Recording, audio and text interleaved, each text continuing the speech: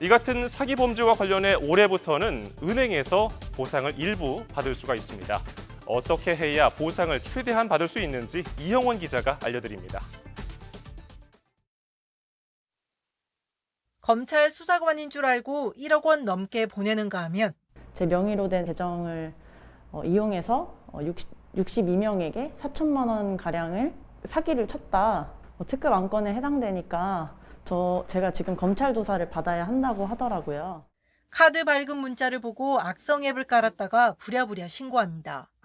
제가 보이스피싱 의심되는 걸 좀 당했는데요. 앱을 설치하고 이렇게 해라 해서 원격으로 조정해가지고 막 한 것 같습니다. 더 싼 이자로 갈아타는 대환 대출로 믿었다가 수천만 원을 날리기도 합니다. 저축은행이라고 그 문서를 위조해가지고 2,300만 원 완납했음 이렇게 하고 도장까지 찍어가지고 저한테 그 카톡으로 보내온 거예요. 그러니까 저는 믿을 수밖에 없었어요. 이렇게 수법이 교묘해지면서 지난해 보이스피싱 피해액만 2천억 원에 육박해 역대 최고치를 기록했습니다. 이런 상황의 피해 구제를 위해 올해부터 은행권 자율배상 제도가 시행되고 있습니다. 어떤 배상이나 보상 논의가 전혀 없었는데 불가항력적으로 억울하게 당하신 분들의 경우에는 일정 부분 이제 은행들이 좀 책임을 분담하고 배상을 좀 해가지고 사회적 책임을 같이 좀 지자 이런 차원에서 도입된. 제도가 도입된 지난 1월 1일 이후 피해를 봤다면 누구나 배상을 신청할 수 있습니다.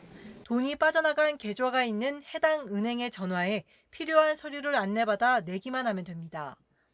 이후 피해자 본인과 은행의 과실 정도를 따져 배상액이 결정됩니다. 배상을 많이 받으려면 신분증이나 계좌번호 등 개인정보를 휴대전화에 저장해두지 않는 게 좋습니다. 은행이 본인 확인을 제대로 하지 않는 등 과실이 크다면 배상 규모도 커집니다.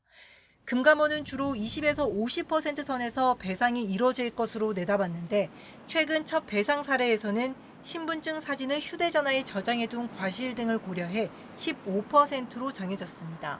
YTN 이영훈입니다.